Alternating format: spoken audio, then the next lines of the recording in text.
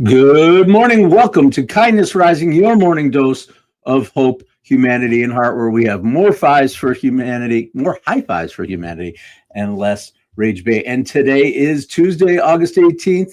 Yesterday, I told you how I accepted a full-time role, and this Friday will be the final 7:30 a.m. edition of Kindness Rising. And ever since I made that announcement, I've been thinking about it, of course, for months. I've sat here over a year, sat here talking about leadership, psychological safety, putting my glasses back on because I can't see, trust, healthy conflict, building the room, and leading without pretending you need to have every answer. It's been great. It's been very comfortable. Nobody watching the live stream has ever interrupted me and said, "That's wonderful, Matt, but your project is over budget. 3 people disagree with you, and we need a decision by 4 o'clock. That's about to change. Apparently, life has decided it's time for the practical exam because eventually everything we say we believe has to leave the studio. So today we're talking about what happens when the lesson becomes real. Good morning and let's rise. Good morning, Jess. Always here first, welcoming the kindness crew. I'm going to miss seeing you every morning, but I really hope that you're going to come along with me wherever I go with this. We're going to talk a little bit more about that as the week ends. Yeah, my mornings are about to change, but that doesn't mean I'm going away. All right.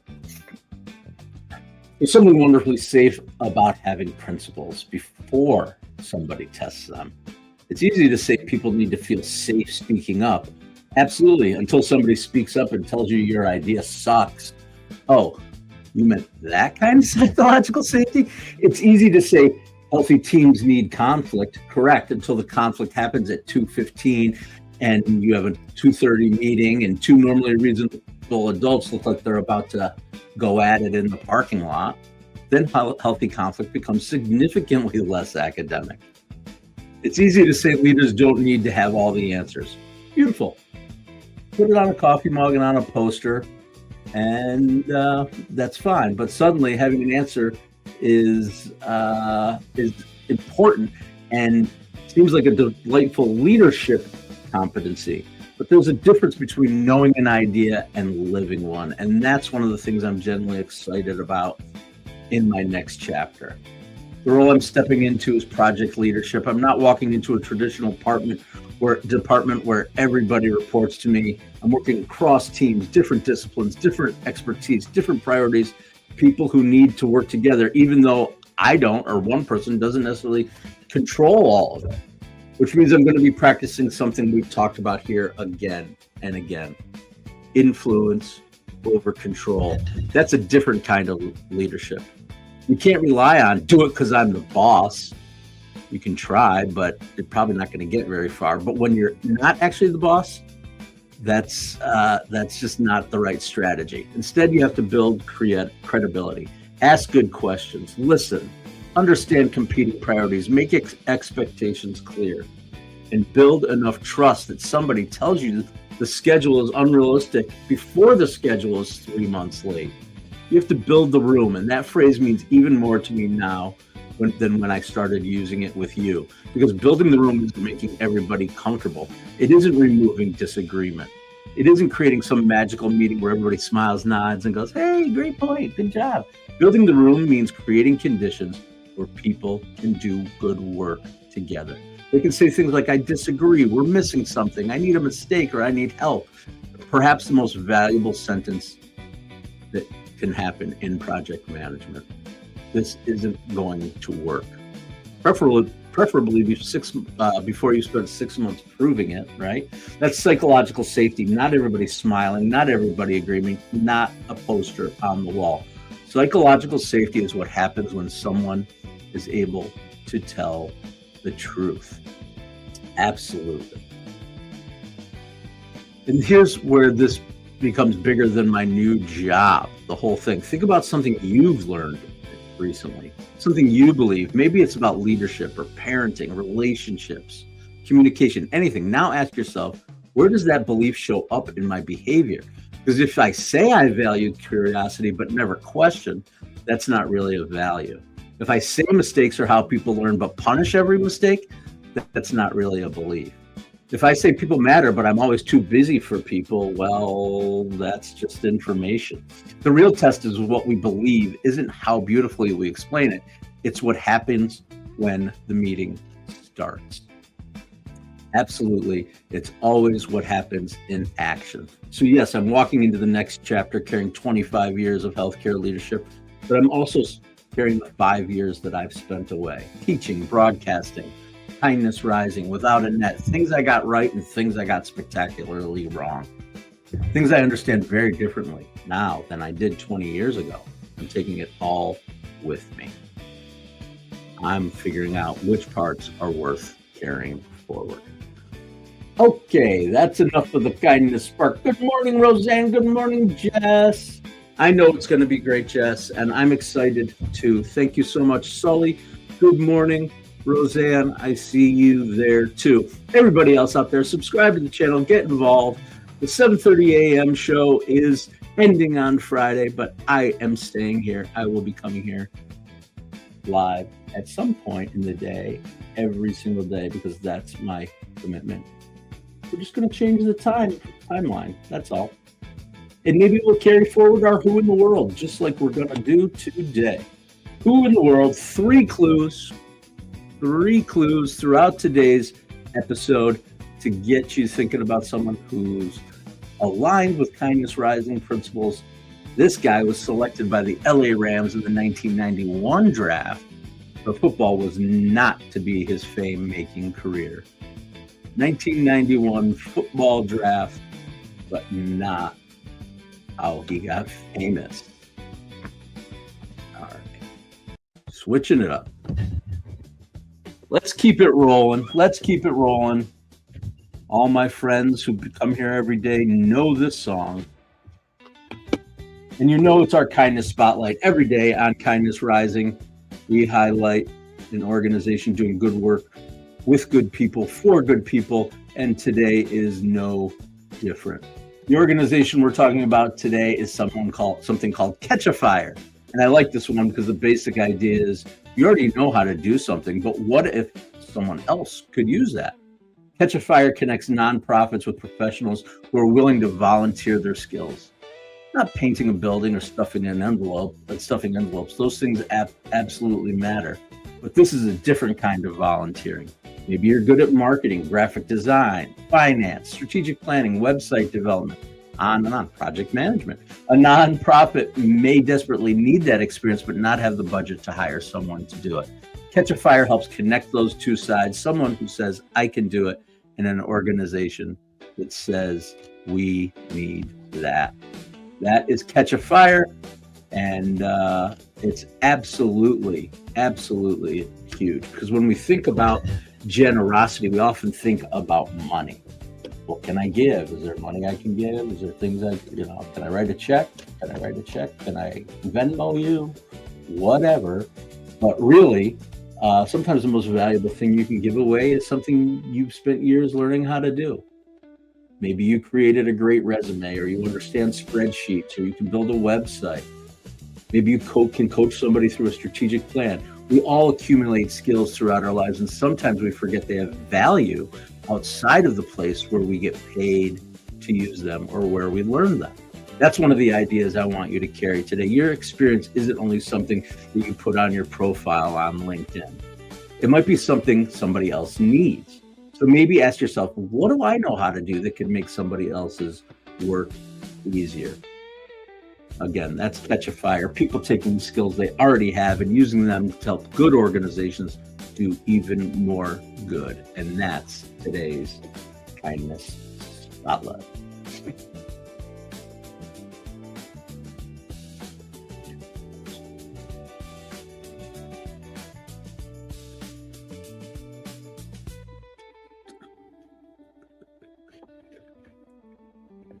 All right, Sully. Sorry, I was reading. I was reading your note.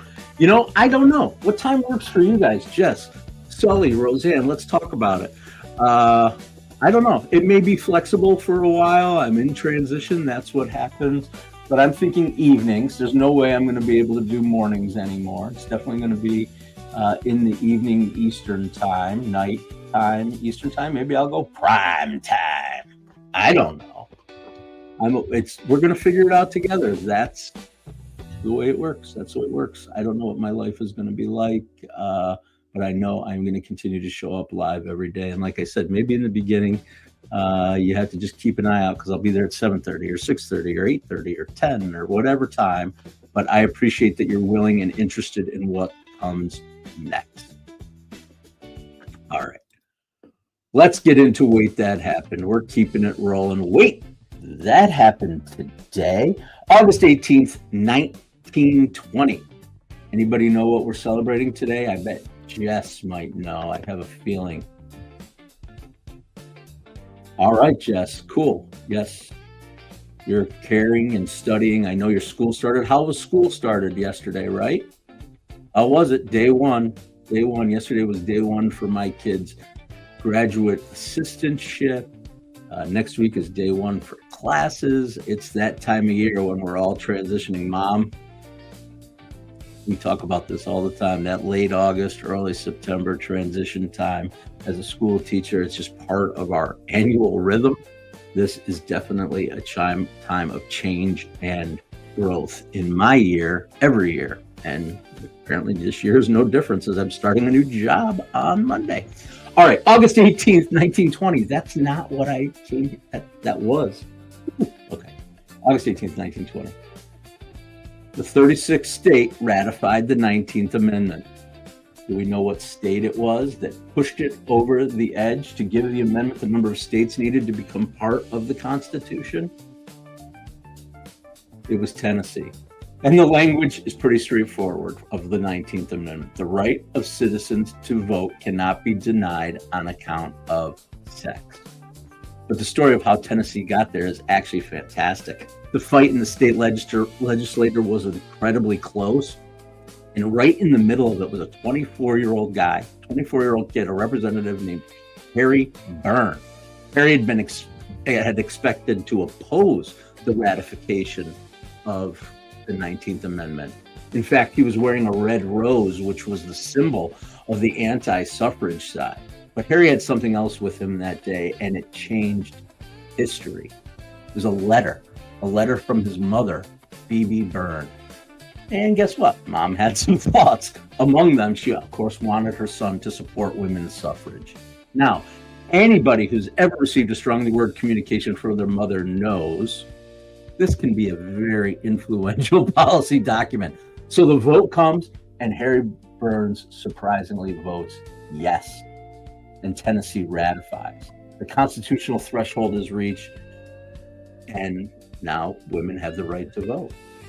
This is an important part of history that we shouldn't clean up because it makes the story easier. Of course, the 19th Amendment was an enormous milestone, but it didn't instantly mean equal voting access for every woman in America. Black women, Native American, Asian American, and others continued facing legal barriers, discriminatory practices, and intimidation. So progress has happened, but there's more to do, and the work wasn't finished. That's usually how progress works. We love history that goes problem, vote, problem solved.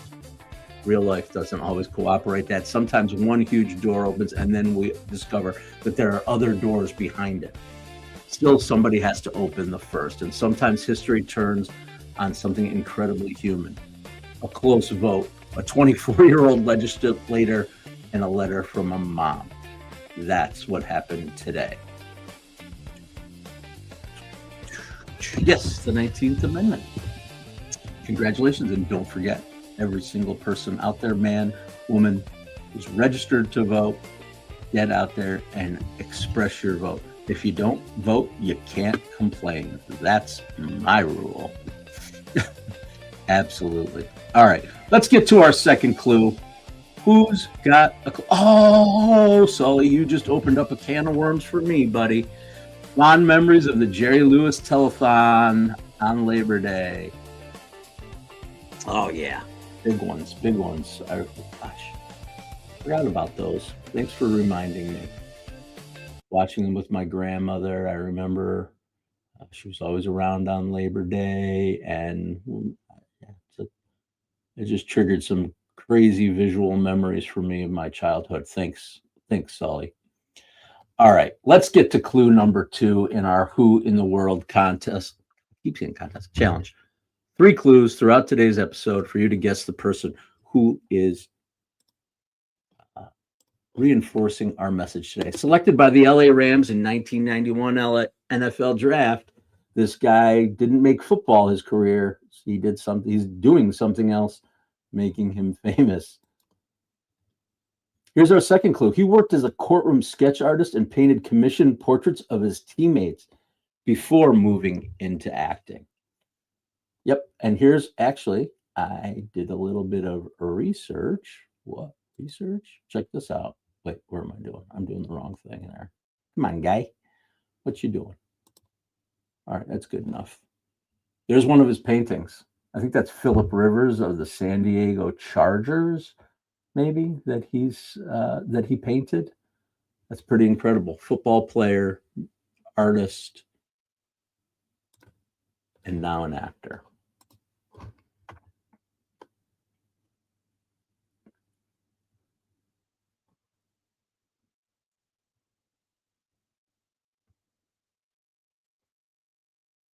Torney Orlando on the east. I love it. I love it. I love it.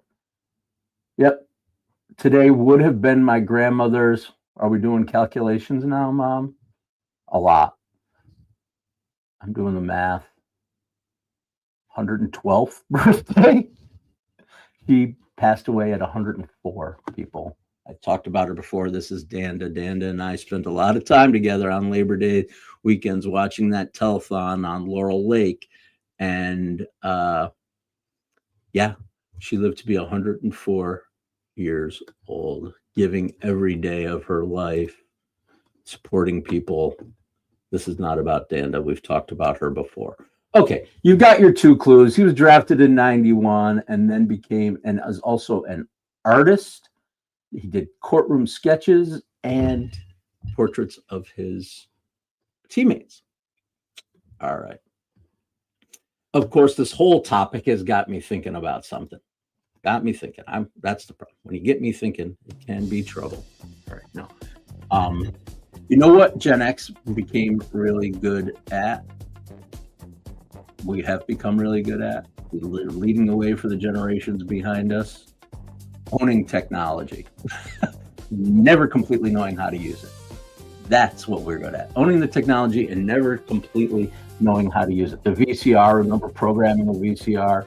There were 2 kinds of Gen X households. The one where someone knew how to program the VCR and one where that 12 just blink, blink, blink, blink, blink until the VCR died. Then computers showed up, WordPerfect, Lotus 123, Microsoft Office, every new version with 400 exciting new features, and we use about 4 of them. To this day, there's probably something Microsoft Excel can do that would probably improve the quality of my life, but I don't know what it is.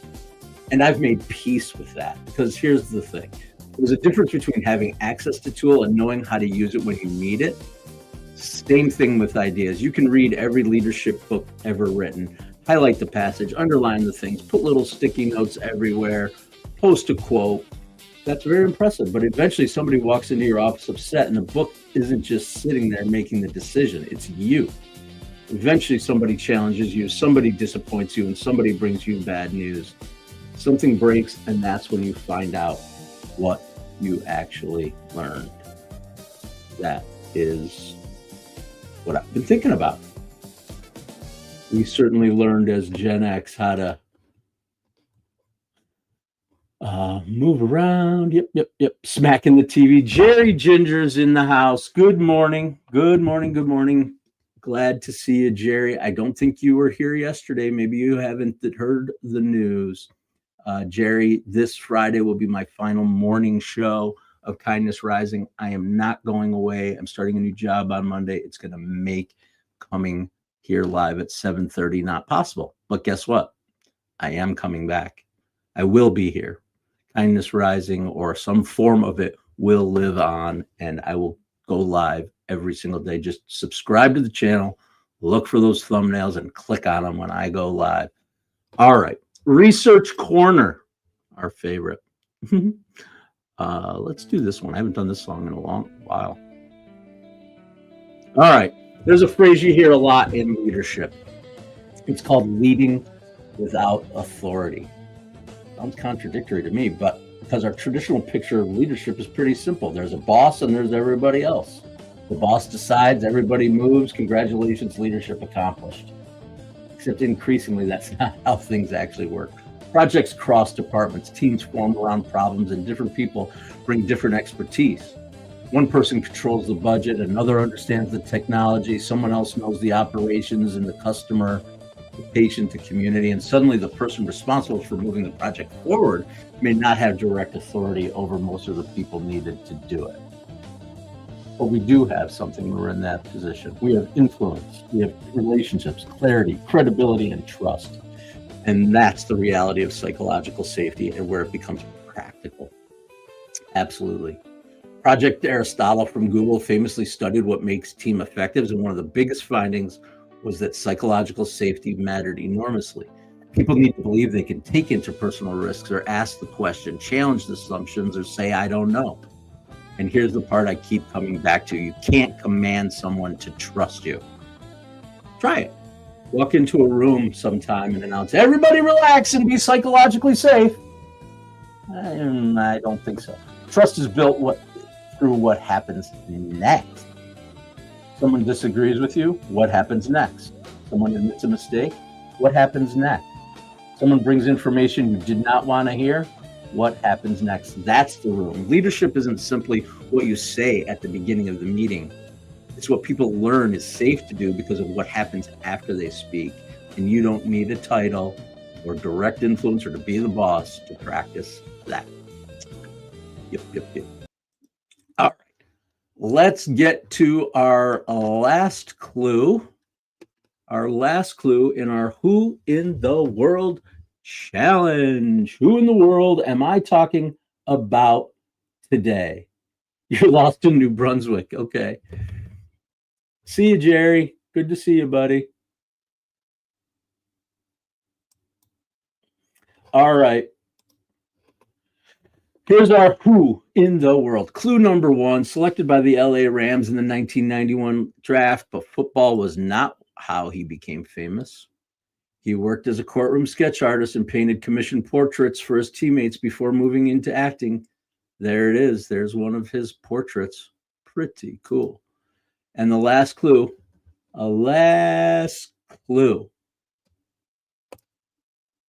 No, cooperate. There we go. Acting roles on Everybody Hates Chris and Brooklyn Nine-Nine, but you might also recognize his six-pack abs from the Old Spice commercial. Acting roles, Everybody Hates Chris, Brooklyn Nine-Nine, and an Old Spice commercial. Whoa, what happened? Okay, we're back. You didn't see that, but I did. All right. Let's get to our compass and then we'll do our reveal and figure out what's next after that. That's it. Our kindness compass for today is very simple. Take it with you. Think about the one thing you've learned that you genuinely want to become part of and part of who you are. You want it to become part of who you are. Not something you want to quote, something you want to practice. Then in one place today, use it. Use it today. If you've been learning to listen, ask one more question and listen. If you're learning to set boundaries, set one and keep them. If you've been learning to admit mistakes, own one. If you've been talking about curiosity, get curious. You don't need the perfect opportunity. Practice is somewhere small because eventually what we repeatedly practice becomes how we show up. Don't just collect the lesson, take it with you. That's today's kindness compass. Good morning. Any guesses out there? Yes, Sully's in the house with the answer today. Sully. Terry Crews. Does everybody you may not know his name? Do you recognize his face from those Old Spice commercials or Brooklyn Nine-Nine or Everybody hates Chris. Yep, it's Terry Crews, and his story to me is much more interesting than a football player becomes actor. Look at his actual path: art, football, painting portraits to earn extra money, leaving professional sports, trying to figure out what comes next, then Hollywood, acting, comedy, television. He's hosting. And here's what I love: the early chapters weren't wasted simply because they didn't become the final destination. The athlete came with him, the artist came with him, the discipline came with him, and the willingness to perform came with him. Different chapters develop different muscles. We know he's got ripply abs and biceps, but he also has the artistic and acting muscle too. And eventually he found somewhere to use them. We have this strange tendency when our lives change to think we're starting from zero. We're actually not. I know I'm changing careers, but I'm not starting from zero. Maybe a relationship ends, or you're retiring, or you're moving, or trying something you've never done before. But you aren't arriving empty-handed. You've everything the road already taught you. The question is, what are you going to do with it? Terry Crews did it. How about you? That's who in the world. All right. Thank you, everyone, for joining me here on Kindness Rising. Welcome, welcome, welcome. Every weekday morning through the next 3 days, 7:30 a.m. And then after that, every single day, Kindness Rising comes to you to bring you a little bit of hope, humanity, and heart, some high fives for people, and less rage bait. And I am going to carry that on outside of the morning too. All right. Well, we are winding down here a little bit, and I've got to insert this real quick with y'all. My Grateful Dead lesson: listening is part of leading. Listening is probably the most important part of leading. But one reason I keep coming back to the Grateful Dead when I think about teams is because improvisation and what they did required something leadership usually forgets: listening. You can't improvise well if everybody's just waiting for their opportunity to play louder. You have to hear what's happening. Somebody introduces something, another musician responds, the direction changes, somebody steps forward, somebody steps back. Leadership moves around the stage. And that's very different from our traditional image of a leader standing in front, conducting every note. Sometimes you lead, sometimes you follow. Sometimes your contribution is just creating enough space for somebody else's idea to become audible. That's not passive. It's part of the work. And as I head into this new role, it's something I'm absolutely carrying with me. I don't need to be the smartest person in the room. And that's fortunate for me.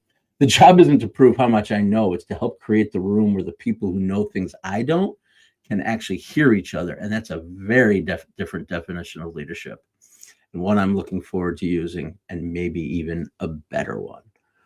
All right. That's the Grateful Dead. Listening, listening, listening. All right. Well, we got through another day today with Terry Crews and our suffragettes and Catch a Fire. Some great topics. I hope you get the point. The point is that doors open, we walk through them, and we carry with us all the experiences, the positive and the negative, whatever it might be, into that room with us. And that's what makes it special. No one else has had the experiences we've had. The combination of experiences, maybe similar, but not the exact combination of experiences. And that's what allows us to bring our unique perspectives to leadership, for sure. All right. Let's get out of here with the thread. We're going to weave the thread a little bit. Yesterday, the door opened, and today we talked about what we carry through it. And maybe that's one of the gifts of getting older. You stop believing every new chapter requires becoming an entirely new person. You're going to bring your experiences, your mistakes, your scars, your great instincts, and things that people taught you. I'm walking into this next chapter with ideas we've spent over a year exploring together. And now I get to find out what happens when they meet reality. Some will hold up, some will change, some will get challenged, and that's good, because the point was never to get better at talking about leadership. The point was to become a better leader. Don't just collect the lesson, use it. Take it with you. That's the key. And tomorrow's special. Tomorrow, I'm going to tell you where I'm going and why returning there means so much to me. So come on back, 7:30 a.m. tomorrow. Get on over to Mornings in the Lab with Keith, John, and friends right now. And until I see you tomorrow, stay uncommon and stay Kai.